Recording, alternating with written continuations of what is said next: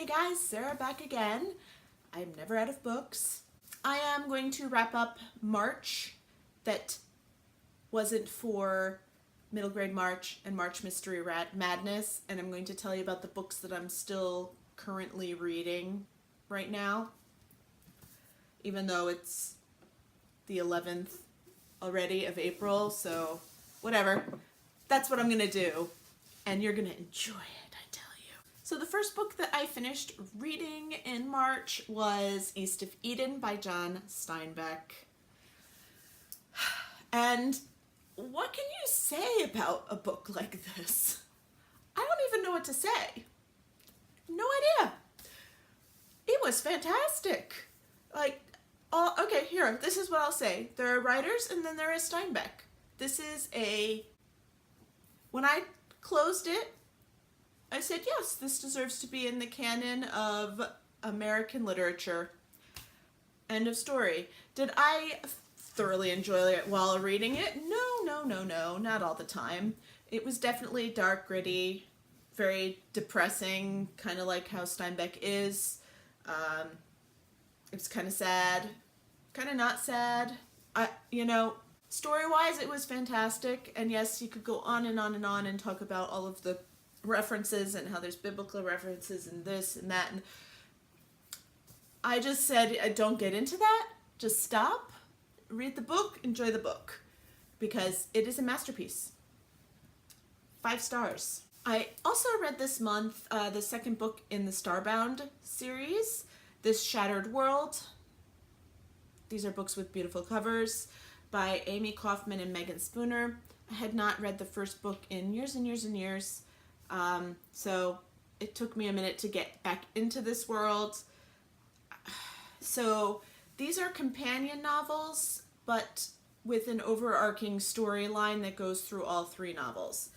And it is also, they are science fiction and romance, or space opera, right? Isn't that what space opera is? I think so. So we have Jubilee Chase, who is a merciless killer in the army, and Flynn Cormac, who is on this planet that refuses to terraform, and no one really knows why, and he is the leader of the rebellion against the military, and they somehow managed to join sides and find all kinds of crap going on eventually. This is a series that drives me a little bit crazy because I want to love it.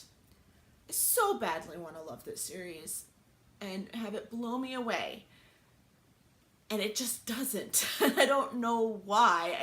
I can't figure out why. So I did give this book 3 stars,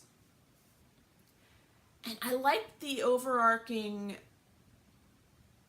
trying to take LaRue Industries down. I am on board with that. I love it. But I'm just not on board with the romances in this book or any of these books. It seems like in this book in particular, I don't remember the first book very vividly, but in this book, it seems like it's sectioned out as in the romance is the first half of the book, and then the actual action is the second part of the book, as opposed to intermingled together well. And as a result, it was very insta-lusty and insta-lovey, and I didn't understand why they liked each other at all. I don't get it. I don't understand the angst. It makes no sense to me. It just wasn't working for me, which is really, really sad. If they want to be together, that's cool, but I wasn't getting the romancy stuff. And so the first half of the book was really kind of like bleh for me. The second half, more interesting. I will be reading the third book. I own it. It is one of the books I want to read this spring so I can finish the series. It's right here. But, it's not looking like a series that I would recommend to people. After watching Sarah,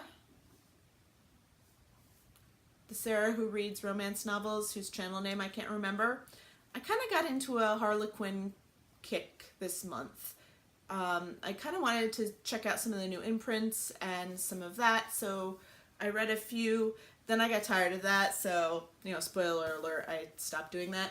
But she mentioned the Harlequin Dare line, so I read Ruined by Jackie Ashenden. This had the different, you know, some of the tropes that I actually like in it, because I do enjoy some of these romantic tropes. This is supposed to be a friends to lovers relationship, and it also has a fake relationship in it between these two friends. It is meant to protect her against an abusive ex-husband. So all those things are supposed to be good, but the Dare is kind of like their hot and heavy books, and so we didn't get to see a lot of the friendship, and we didn't get to see a whole lot of the dating aspect before they immediately just jumped into bed together. And so that was a turnoff for me.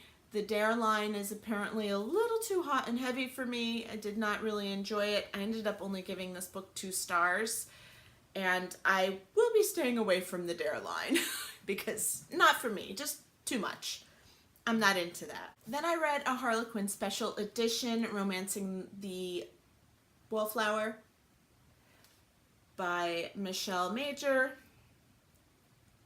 This is part of a series, but, you know, I don't think you have to read them in order. So in this book, it's kind of a good girl gone bad. She's tired of her good girl image and decides that she wants to sully it a little bit. But he kind of likes her, so, you know, they get together. And it was really adorable. I gave it 4 stars. It was just, yeah, it was really cute. I liked it a lot. And then I got a book box, actually 4 of them, because there was a sale on, and I forget which one it was, Ever After box, I believe. They were having a super sale, and so I grabbed 4 of them. I filmed an unboxing, actually, of them, and lost all of the footage, and I'm not refilming that again. That was like a 45-minute video, so sorry. But one of the books that came in it was kind of a short story, and it was one of those free ebooks, so I said, why not? I'll read it. It's called Joran by Susan Hayes. And it says, star-crossed alien mail order bride. So it's like, that sounds like corny out the wazoo. So it was corny. It was a 3-star read, which is not awful. But it's about this planet, and they're running out of women for whatever reason. So, you know, he's like the crown prince or something like that. And so they advertise for women. And they kind of have an imprinting sort of thing where if it's your right person, there's just a bond that happens, you know, and again, it was just a riot. I don't think there's any sexy times in this book, despite what the cover looks like, so, because they're so short. There are 2 other books in the series, but I'm not going to read them. This was enough for me. There's only so much I can handle, but I wouldn't say go out and buy this book by any means, but it was fun. And that is March for me. I read a lot in March, and it went all over the place. It went from 2 stars to 5 stars this month. I don't think I DNF'd anything, which is pretty good. And there's nothing that I absolutely loathed. So, you know, overall an okay reading month, all over the board. So it is currently April. I have finished a couple of books already, so those will be surprises.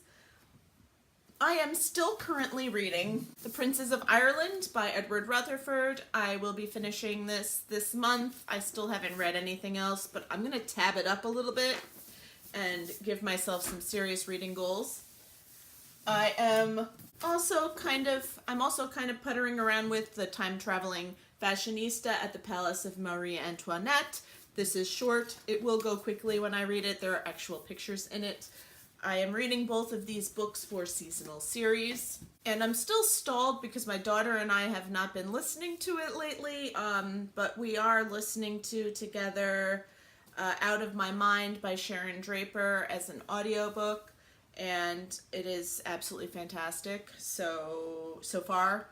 We are about 75% done with it, so we need to get on that. But we haven't been in the car together lately, and we haven't done a lot of housework together, so kind of is what it is. We'll get to it when we get to it. And that is what's currently going on. So I will talk to you later, and I hope you have a great day. Bye.